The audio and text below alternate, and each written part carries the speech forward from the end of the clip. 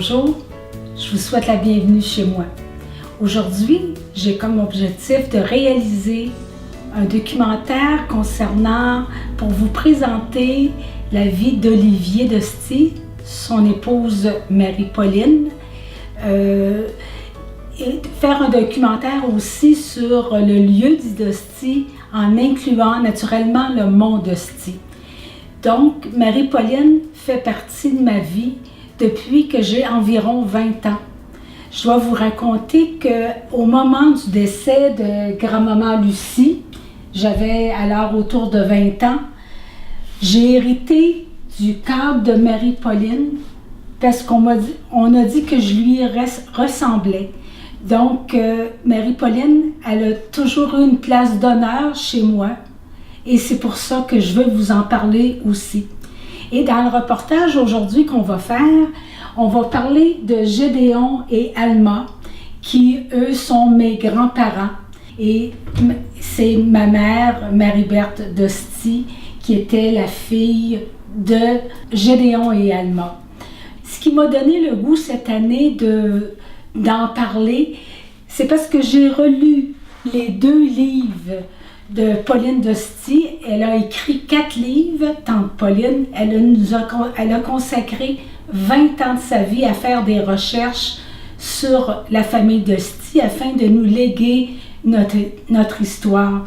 Donc, cette année, je me suis replongée dans les 2 livres qu'elle a écrits et j'ai encore découvert à quel point, comment elle écrivait bien, comment elle avait une façon de nous raconter notre histoire tout en poésie. Et c'est ça dont je veux vous parler aujourd'hui. On va commencer par l'histoire d'Olivier et on va se poser 2 grandes questions. Que vient faire la roche, aussi grosse soit-elle, dans ce lieu dit Dostie?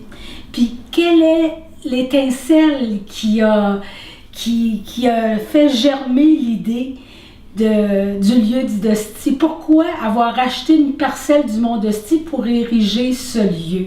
Heureusement, j'ai pu compter sur la part de 2 descendants de Gédéon, toujours vivants. Premier arrêt à Beurré, chez Claude et Thérèse. Qui de mieux que ces 2 personnes pour nous parler du lieu dit Dostie, car c'est eux les artisans de ce lieu. Je vous invite donc à me suivre. Je viens faire appel à vos mémoires. J'ai réalisé que pour bien comprendre l'histoire de la grosse roche et du lieu dit Dostie et du mont Dostie, il faut d'abord parler d'Olivier, qui lui a donné son nom au mont Dostie. Il était de quelle génération, Olivier? 5e génération.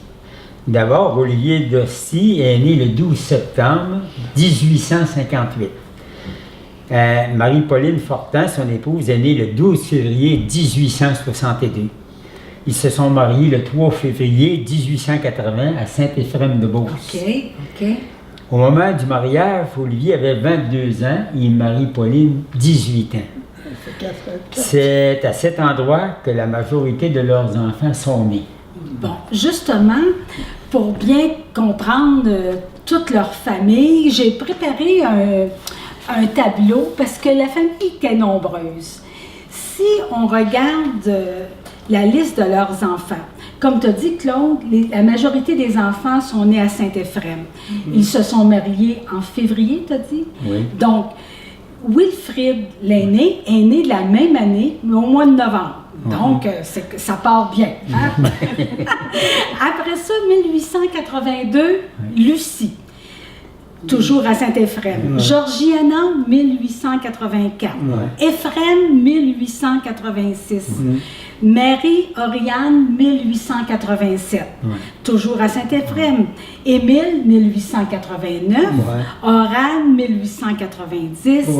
Oram, Édouard, 1891. Gédéon, 1892 à Saint-Éphrem. C'est votre père, ça, Gédéon. Après ça, Marianne, 1894. Elle est née à Saint-Méthode. Irénée, 1895, Saint-Méthode. Joseph, 1896, Saint-Méthode. Aimé, 1897, Saint-Méthode.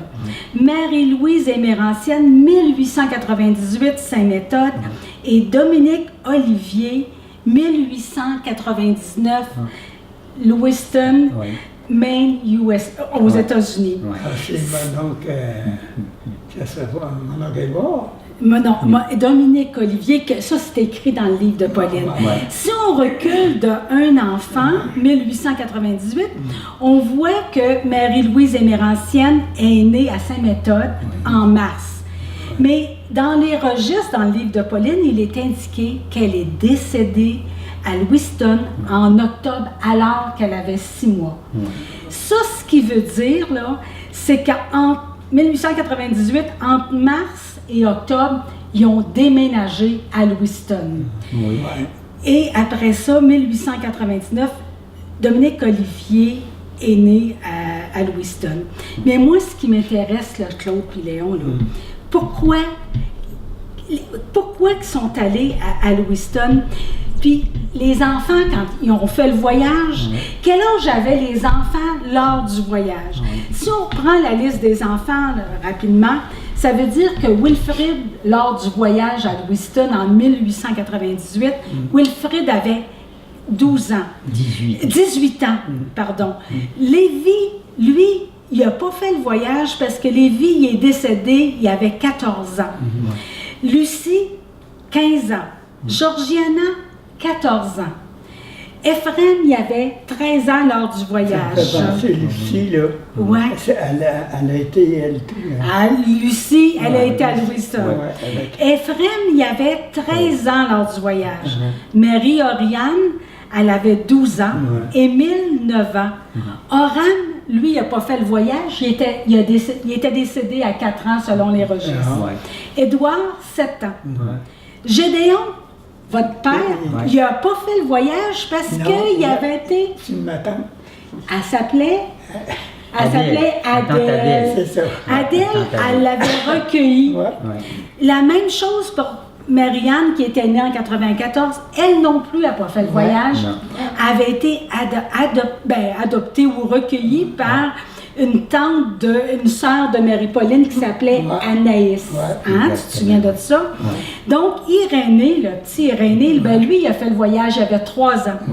Joseph, il n'a pas fait le voyage, il est décédé à 4 mois. Aimé, il avait 2 ans. Marie-Louise Émérantienne, elle est née en mars à Saint-Méthode, mais elle est décédée en octobre de la même année à Lewiston. Cette année-là, donc, je présume qu'elle avait que quelques mois, puis elle était sûrement au sein de sa mère. Hein? Donc, Claude, quand je regarde ça, là, ça m'émeut, je trouve ça assez spécial. J'ai beaucoup de questions, Claude. J'aimerais savoir combien il y a de kilomètres entre Saint-Méthode et Lewiston.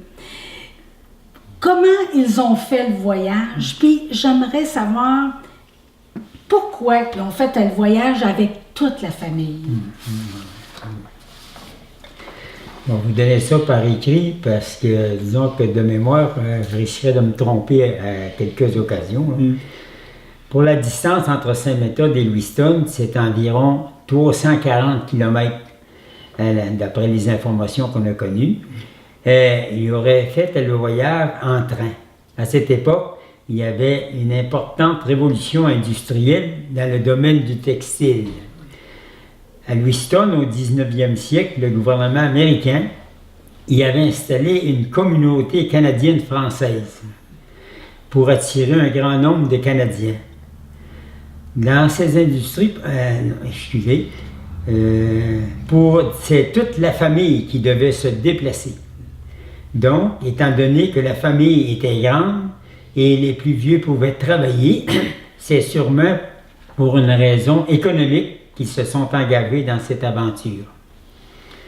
Marie-Pauline, on voit dans le livre, là, elle est décédée le 23 août 1899, à l'âge de 37 ans, 9 jours après le décès de son dernier enfant. Leur union aura duré 19 ans et demi et Olivier alors avait 41 ans. J'aimerais vous lire ce que Pauline a mentionné elle a écrit dans son livre « Le passé et la continuité d'un couple considéré », comment elle nous explique l'époque de ce temps-là. Elle écrit « Peupler le pays. À la fin du 19e siècle, les couples devaient contribuer à pourvoir le pays d'une généreuse postérité. Apolline et Olivier se sont assujettis à ce désir des autorités. Comme on vient de le voir, Marie-Pauline n'a pas eu grand répit. 19 ans de vie de couple, 16 enfants, dont 5 décédés en bas âge. Apolline, constamment en gestation, tes cellules de reproduction ont fait de toi une machine à pondre des êtres. Claude, comment se fait-il que maintenant, nous les retrouvons à Saint-Hubert de Spalding? Tu sais, là, comment se fait-il qu'on les retrouve là, à ce moment-là? Puis à quelle époque on est rendu maintenant, là? Mais ça, Olivier, là, quand il a descendu des États, là, il a acheté le terrain, mais c'est Olivier, là. Puis c'est là parce qu'il était à Saint-Méthode. Il était à Saint-Méthode, mais comment ça se fait que là, on le retrouve à Saint-Hubert de Spalding? Le 22 janvier 1901, notre grand-père a échangé une terre qu'il avait là, à cette époque-là. À Saint-Méthode, à Saint-Méthode, oui. Avec un monsieur Isaac Fortier, qui était propriétaire du lot 19 au rang 5 à Odette. C'est ça. Là, là, on se retrouve en 1901. En 1901. Puis il a échangé par acte notarié, que tu nous dis, le terrain. Puis c'est pour ça. Oui, il s'est retrouvé là. Hey, là. Il y avait, Olivier, il y avait juste qu'il y restait. Là, oui, à Saint-Méthode. À Saint-Méthode. Puis je pense que c'était 50. Sans arc, c'est pas sans arc? Il y avait 110, un peu plus que 100 autres. Mais c'est parce qu'à une autre place, il y avait 2,50. OK. Il y avait 3 affaires. T'as raison. Donc, moi, j'aimerais ça. Pensez-vous que c'est possible qu'on aille voir ça? Qu'on se rende là pour aller voir les terres? C'est sûr. Ça vous tente-tu? On part. Nous sommes maintenant dans la municipalité d'Odette. Votre grand-père, il a vécu ici de 1914 à 1943, jusqu'à la mort de sa femme, sa deuxième femme, grand-maman Henriette. Il était très impliqué au niveau social et municipal. Peux-tu nous dire quelles sont les fonctions qu'il a occupées à ce moment-là? Oui, bien, il a été membre de l'administration municipale. OK. Commissaire et président de la commission scolaire. OK. Maire de 1903 à 1913. 1903. Juge de paix de 1913 à 1938. OK. Et constable à l'église pendant tout le temps que je l'ai connu. Donc, c'était un homme qui, quand il a pris racine à la municipalité d'Odette, il s'est impliqué pour y laisser sa trace. Ah, ben c'est bien intéressant de savoir ça. Regarde, Claude, ce que j'ai retrouvé dans le livre, toujours dans le livre de Pauline, à la page 59. Ici, on voit un beau croquis de la maison de tes parents. On voit la maison, puis ici, l'autre bord de ce chemin-là. Ici, ce qu'il y a dans notre dos, c'est le jardin. Oh, oui. Ça, c'est ma cousine Marie-Claude, la fille de Jacqueline, qui avait illustré la maison pour la publication du livre de Pauline. J'aimerais ça qu'on revienne un petit peu, le grand-père. Là, tu me disais que le grand-père était parti au village en 1914, mais je crois qu'il est revenu ici finir. Il est revenu ici quand son épouse, notre grand-maman Henriette Leblond, est décédée là, en 1943. Alors, mon père, il m'avait dit à son père, à lui, à mon grand-père, il dit « Vous allez venir rester avec nous autres. » Alors, notre grand-père est venu rester à nous autres de 1943 à 1949. l'année qu'il est décédé. Là. Ah, bon. Exactement. Puis là, c'est comme ça là, Oui, que toi, tu conserves des souvenirs. Puis oui, là, toi, oui. tu étais adolescent à ce moment-là. Hein? Ça fait Ouais, que là... oui, c'est sûr qu'on t'es- était plus jeunes, mais là, des fois, il venait travailler avec nous autres sur la OK, terre. OK, Et puis, OK. il y avait de la roche ici, là. Ouais. Il venait nous aider à ramasser de la roche. Ma mère n'aimait pas ça trop parce que on avait de la visite souvent des enfants à Olivier, là. Ouais. Ils venaient voir le père, hein. Ouais, ouais. Et puis là, ma mère, elle voulait tout le temps que mon grand-père soit propre, que ses pantalons restent propres. Puis quand il revenait, il avait travaillé, il était tout seul. Ma mère elle disait, pourquoi vous allez? Restez donc ici à la maison, restez dans la maison. Et puis, mais lui, là, il avait l'énergie mais il avait plaisir il voulait se sentir utile, puis aider. Ah, oui. Hein? Je comprends ça plus aujourd'hui qu'à l'époque. Tu sais. Ouais, ouais, ouais. Parce que lui, l'hiver, là, c'est lui qui allait nettoyer les animaux. Là. Ah, OK, OK. Puis là, avec la pelle, il nettoyait les animaux, puis il mettait ça dans un petit contenant qui fonctionnait sur une traque pour aller domper ça sur le tas de fumier. Là. Ouais. Puis là, ben, il roulait un peu ses pantalons, mais ça déroulait. Puis là, à un moment donné, ça traînait dans la merde, pour parler en français. Et puis, maman, elle n'aimait pas ça. Puis elle avait peur que le ciment, ça devient poli à force de... Ouais, ça Elle avait peur qu'il tombe, puis qu'il se fasse mal. Ouais, ouais. Et là, ouais. c'était la raison. Puis là, Ouais. en tout cas, de toute façon, il y allait quand même. Ouais, ouais. Il se rendait utile. Il s'en- Mais là, puis les derniers moments de sa vie, là, ça avait l'air de quoi? Ah, Il- ça a été triste. Ça, Les ça a été derniers moments de triste, sa vie, là, ben, d'abord, ce qu'il a apporté, c'est que en rentrant le bois de poêle, c'est lui qui rentrait le bois de poêle tout le temps, et puis il commençait à faire noir, c'était dans l'hiver, et puis là, il a tombé, il s'est cassé la hanche. Alors, on ne sait pas si il s'est cassé la hanche avant de tomber ou si ça l'a cassé après, étant donné son âge, 90 ans. OK. Alors, les deux ont pu arriver. Mais c'est ce qui s'est passé, là. Il a été vraiment souffrant. Et puis, à l'époque, ben, le médecin était venu, mais il n'avait rien. Il ne donnait rien pour alléger les souffrances, là. Tout le monde a trouvé ça vraiment là, difficile. Puis lui d'abord, là, parce que c'est lui qui endurait le mal. Là. Ouais, ouais, Mais ouais. il ne s'est jamais relevé de ça. Là. Il me semble que c'est 13 jours. Là, 13 jours entre l'accident entre puis le l'accident moment. et le moment qu'il est décédé. Là. OK. Ça a été vraiment pénible, ce moment-là. Hey, mais je pense qu'on peut être fier. Hein? C'est un grand personnage. Je suis contente de voir que mon ancêtre était un homme comme ça. Oui. Hein? Ah oui, il a été Puis- grand personnage. Puis, Il a été aimé. puis là, je vois dans mon grand-père Gédéon, Ouais. puis dans des petits mononcles là, Ah oui, comme ouais. toi puis Léo, je revois les mêmes traits de caractère. Ça fait Mais plaisir. lui, il était différent. Ah oui? Ah oui, ben oui. Là, dans les dossiers, là, plusieurs aimaient rire, faire des foleries, faire des farces, des jokes. Pas mon grand-père. Moi, je ne l'ai pas connu Pas comme... Olivier. Non, je ne l'ai pas connu comme étant un homme qui, lui, là, créait, là, tu sais, un fun, là, tu sais.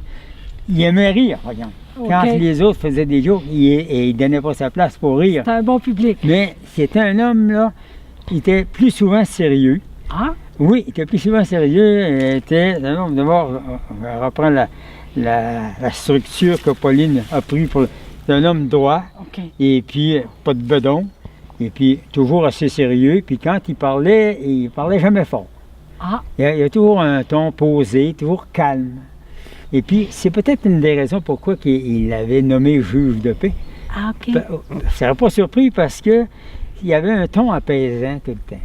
Les gens, là, quand il venait du monde, après la messe, là, quand on se rassemblait tout là, il venait du monde qui avait besoin de ses services, là, tu sais, là.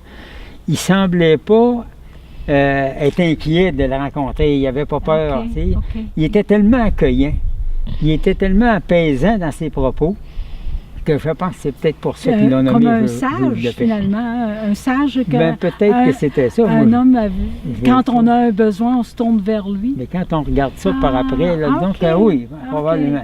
Non, ton petit côté taquin, c'est pas de lui que tu Non, sais je n'ai ça. pas lu. Peut-être de mon oncle Irénée. Peut-être de mon oncle Irénée.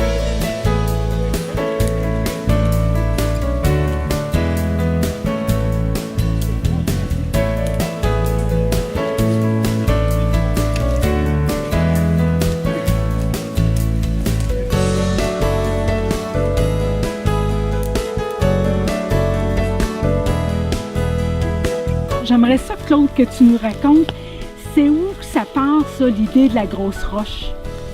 Alors, c'était en 1996. Ma sœur Pauline, et mon épouse puis moi, on avait décidé d'aller rendre visite à notre frère Denis à Blind River, Ontario. OK. Et puis là, une fois sur place, là, on s'amusait, on placotait de toutes sortes de choses. Puis à un moment donné, Denis, il dit, il avait manqué sa famille.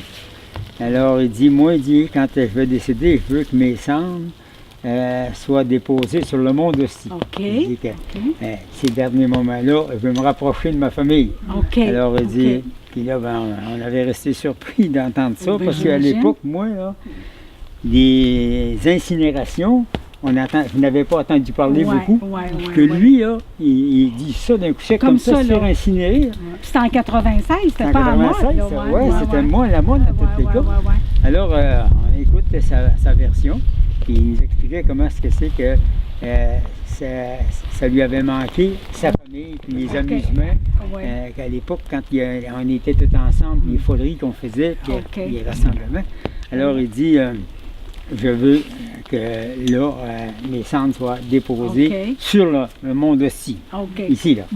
Alors, puis là, suite à ça, ma sœur Pauline a dit, quelle coïncidence, a dit, mes intentions étaient la même chose, sauf que moi, je veux que mes cendres soient déposées près de la grosse roche, dans le flanc de la montagne.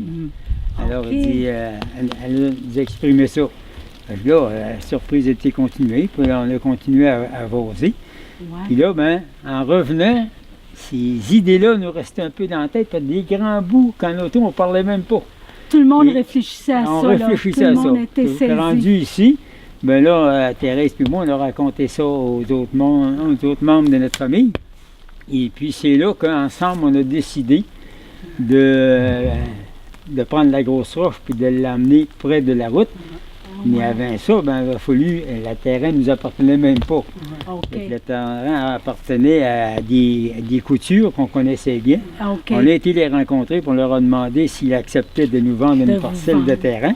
Et puis ils ont accepté là, facilement.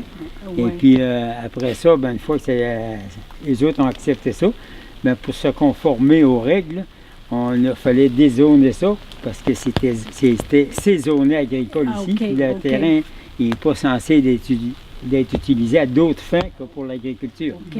On l'a monté à Québec, puis on a fait notre demande. On avait tout préparé, les raisons pourquoi. Et puis on avait monté un bon dossier. Et puis là, ils ont fini par accepter. Ça ne se fait pas du jour au lendemain, mais seulement qu'ils ont fini par accepter. Aussitôt que ça a été accepté, on a acheté le terrain. Après ça, c'était en 1999, au mois de mai 1999. Donc l'idée première a débuté en 96, puis en 99, c'était l'exécution. C'était ça, la mission en marche. Moi, j'aimerais ça aller voir là. On peut-tu voir où était cette grosse roche-là? Oui, moi, ils vont! On va la voir. On fait une pause parce que là, on a redescendu de la montagne. Mais là, ce que j'aimerais que Claude et Léon m'expliquent, était où la grosse roche exactement avant d'être transportée sur le lieu dit d'Hostie? C'est ça qui est le pire. C'est ça qui est le pire. Alors, selon l'histoire, cette grosse roche-là viendrait de Mont-Mégantic. Elle aurait été transportée par les glaciers à l'époque, là, 12 000 ans passés. Et elle s'était échouée sur le mont ici, là. Et puis, avec le temps, là, elle devait être pas sur une base trop solide, peut-être la gelée des fois qui fait une transformation. Alors, elle a déboulé et là, elle était appuyée. Nous autres, quand on l'a pris, après les boulots aussi, là, elle était appuyée là. Puis là, quand on a décidé de faire le lieu dit d'Hostie, et puis de faire de cette roche-là un monument particulier. Alors, on l'a engagé un excavateur d'ici de Odette, là, nommé Patrick Boucher. Et il est arrivé ici avec l'excavatrice appropriée pouvant la glisser jusque-là. OK. Puis là, mais avant, il avait fait une forme, une base pour qu'on puisse la déposer dessus. OK. Là, OK. il a réussi à la monter sur la base. OK. Et puis là, il n'a pas touché avec son boquette la roche. On ne voulait pas qu'il la graffine. Il n'était pas capable de la lever. Il Ah. n'avait pas fort. Alors, OK, on ben l'avait oui. chaîné, OK. là, puis là, OK. il l'a traîné avec une chaîne, puis l'a positionné là. OK. Maintenant, on est rendu au lieu dit d'Hostie, ce lieu qui a été rêvé, fabriqué par les membres, les enfants de Gédéon. Ma sœur Pauline était de connivence avec ce projet-là. Alors, elle avait composé un texte pour sculpter sur la roche. Là. Alors, vous voyez ces monts d'Hostie. Ici, la splendeur des lieux a été choisie, habitée, contemplée. Elle a inspiré plusieurs vies. Olivier d'Hostie, pionnier, Rose Almoroy, Gédéon d'Hostie, nous, les descendants, 1901 à 1954. La Grosse Roche, monument à nos souvenirs, en 2000. Qu'est-ce qui s'est passé après ça, là, en 2000? Qu'est-ce que vous avez Après fait comme ça, là, travail? tout notre engouement, là, la famille là, de Gédéon, là, d'abord, ça a commencé comme ça. On a été faire cueillir de la terre au-dessus des cercueils de tous les d'Hostie, les descendants d'Olivier d'Hostie qui étaient décédés. OK, Alors, on a couru les cimetières, puis on a été chercher un peu de sol, OK, puis on est venu déposer ça ici. OK, Après ça, on a fait un rassemblement, OK, et puis ça a été inauguré en 2002. Et Roland Saint-Laurent, mon beau-frère, le mari de Jacqueline, qui est diacre, il a béni ce lieu. OK, Et OK, puis là, ben, disons qu'on a déposé la terre à ce moment-là, là, OK, dans les cercueils. OK. Alors, d'une façon symbolique, quand on arrive ici, ben, nous autres, il y a déjà, nos ancêtres sont déjà ici, puis c'est eux qui nous accueillent. OK. Ouais. Donc, ça, c'était en 2002. En Ouais. 2005, ici, il y a eu du changement. Là. Oui, en 2005, ce qu'on a fait, on a engagé un paysagiste OK. qui est venu faire ce patio-là, cette forme de patio-là. 2007, il y a eu encore un rassemblement, mais là, il y a 2 personnes très spéciales dans la famille de Gédéon Oui, qui oui, sont oui. arrivées ici. Ah là. oui. C'était... En 2007, là, mon frère Denis était décédé. Et puis mon frère Bertrand de l'Alberta, lui, était décédé beaucoup avant ça, mais il avait gardé des cendres pour justement cette occasion-là. Et puis on a déposé les cendres de mon frère Denis et de Bertrand ici, autour de la Grosse Oh, Roche. ça devait être touchant, hein? Exactement. C'est Il y avait des gens de l'Ouest, les Canadiens, là, Des les enfants enfants. de la famille à Bertrand. Ils étaient descendus pour Oh, cette mon occasion-là. là. Oh mon Dieu. Ah oui, ça a été toute une belle fête. Là. OK. Exactement. Puis là, en 2007, ça, c'était l'association, dans ce temps-là, ça s'appelait L'Association des descendants d'Olivier d'Hostie. OK. Et après ça, il y a eu un changement de... Après ça, ce qui s'est passé, c'est En 2009, ça? en 2009, oui, ce qui s'est passé, c'est que l'intérêt est toujours grandissant pour ce lieu. Et puis les personnes qui se rencontraient, là, disons, le plaisir de se rencontrer aussi, Ouais. l'association a pris de l'ampleur. Là. Il y a les nouveaux d'Hostie qui se sont ajoutés, qui sont devenus membres de l'association. Puis là, à l'époque, par rapport qu'il y avait des d'Hostie de d'autres lignées qu'Olivier d'Hostie, il y avait de l'intérêt puis qui venaient ici à nos rencontres. Bien, on a changé le nom de l'association des descendants d'Olivier d'Hostie pour l'association des familles d'Hostie. OK. Des descendants de Pierre de Belleau et d'Hostie. C'est ça Parfait. que c'était à cette OK. époque-là. Ouais. OK. Puis après ça, on est rendu en 2010. En 2010, il y a eu l'inauguration de ce monument-là Ouais. qui vient encore concrétiser toute la lignée des enfants de Pierre de Belleau d'Hostie, tous les descendants. Ouais. Et veux-tu nous parler de ce texte qui apparaît sur le monument? Ben, disons qu'avant de parler du texte, je pense qu'il serait bon de dire que tous ces rassemblements ici, d'abord, l'origine de tout ça, ça part de Pierre de Belleau d'Hostie, là, ouais. puis de Marie-Rose Raté. Et puis là, Vauque d'Hostie, à Jean-Marie, à Éphrem, Ouais. puis moi, on avait été cueillir de la terre sur les cercueils de Pierre Desbelots dit d'Hostie à Saint-Joseph. Il a été inhumé à Saint-Joseph. OK. Et puis, Marie-Rose Raté, on avait été l'accueillir sur l'île d'Orléans, au cimetière. Et puis de Marianne Pepin, sa deuxième épouse, elle était inhumée à Beaumont, l'autre bord de presque déposé un petit peu Lévis.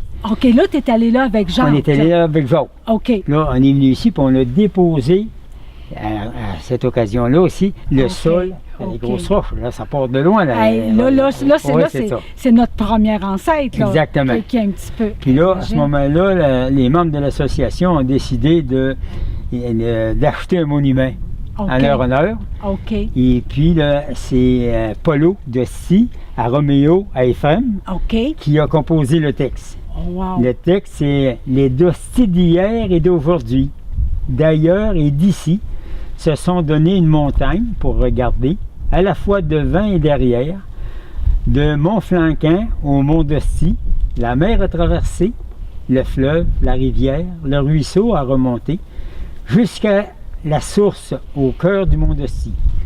Un port où poser le pied, un foyer où déposer ses cendres, l'association des familles d'Hostie. Wow, wow. Il y a du talent dans la famille. On peut-tu être fiers, Claude? Mais c'est motivant, j'en reviens pas.